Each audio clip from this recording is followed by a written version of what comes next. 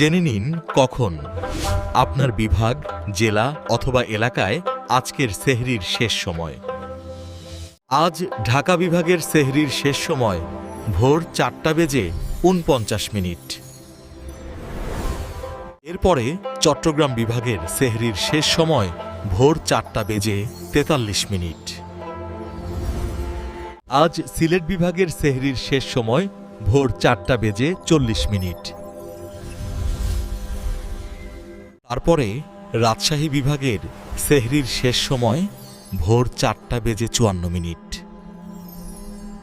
আজ রংপুর বিভাগের সেহরির শেষ সময় ভোর 4:52।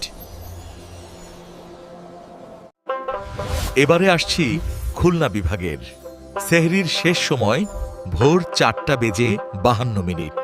তারপরে বরিশাল বিভাগের সেহরির শেষ সময় ভোর 4:48।